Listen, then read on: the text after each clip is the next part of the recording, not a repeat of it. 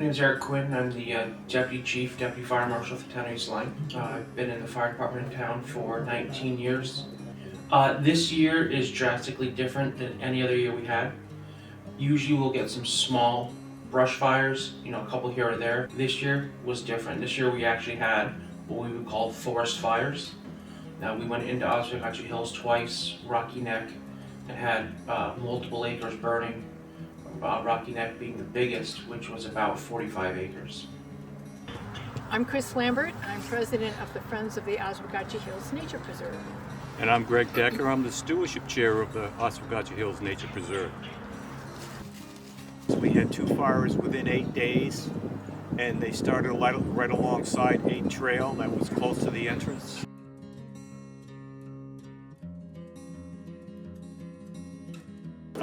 Luckily, because it wasn't a windy day and it didn't become windswept. And the second fire was on a little more windier day, 8 days later, and it probably burned a couple acres. The damage is not only from the fire, but from the firefighting efforts itself. Creating a fire line creates a lot of disturbance in that they have to cut trees, brush, dig a trench line, and it causes a lot of disturbance to the area. Oswegatchie, we had 2 fires in there. That terrain was a little bit more challenging. Oswegatchie Hills is more rocky and has steeper climbs and drops. So even though that was smaller, both those fires stayed under about 2 acres apiece. It was a farther walk into the woods to get there. And then to contain it was very labor intensive because we had guys going in there with metal rigs trying to rig it back. And it took a lot to get water in there to put that fire out. Each of those fires took 2 days to put out, but they didn't have a lot to burn down to because once they burned the leaves and everything on top of the ground, underneath it was just rock. And it happened to occur on a trail that was going up hillside. It was very steep and was prone to erosion. We've had a problem with that trail initially, and we were looking to reroute it. So the fire occurred in that area. The fire line was created along that area, and it really heavily disturbed where the hiking area is. The brush and trees that were cut over the trail, we're probably going to leave. We have a philosophy that any trees that come down or are cut, we leave in the woods because it becomes part of the ecosystem.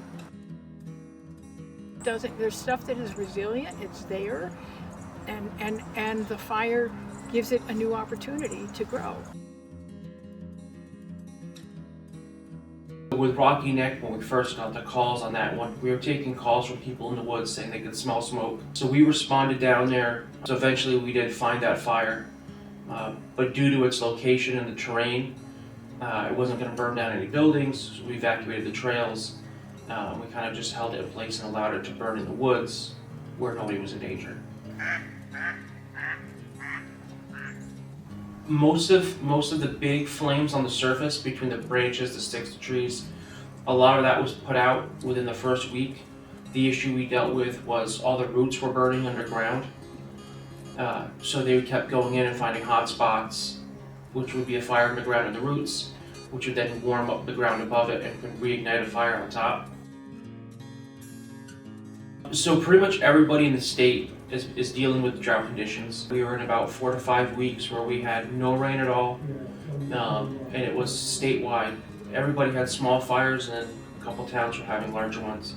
And the farther we got into that drought, we were starting to see larger and larger fires more frequently. So Connecticut is part of a pact with other states for forest fires. So Connecticut has a forest fire team. We don't get a lot of big ones, but they will go out and assist other states, even other countries, with forest fires. So locally, we had the big fire at Rocky Neck. First we saw a crew from California that was in the state helping, and then when their time was up and they were going back, we got a team from Quebec. Some of the fires that we were able to investigate and find possible causes or the cause of these fires, because of the conditions, some of them we isolated 2 cigarette butts, most likely being flicked out of cars for some of the smaller ones. Some of the other ones in the woods, we can't rule out. We found spots where people would have campfires. Some people like to go through there with dirt bikes, with the exhausts are hot. And we're also, unable to rule out that somebody could set a fire. We're still investigating all those, but those are all options. In 19 years, we've never had a season like this. So what caused this year to be so different? Between the timing, the drought, the time of year where the leaves are falling, all added up to make a terrible season for us and an extreme fire hazard. I haven't looked into that or read anything yet on the climate change, how it's affected that. I do know that talking to some of the meteorologists that are in some of our response teams and a couple of the people from DEP that specialize in forest fire danger, they were saying this is coming, this is going to happen, and they brought up climate change as one of the reasons for that.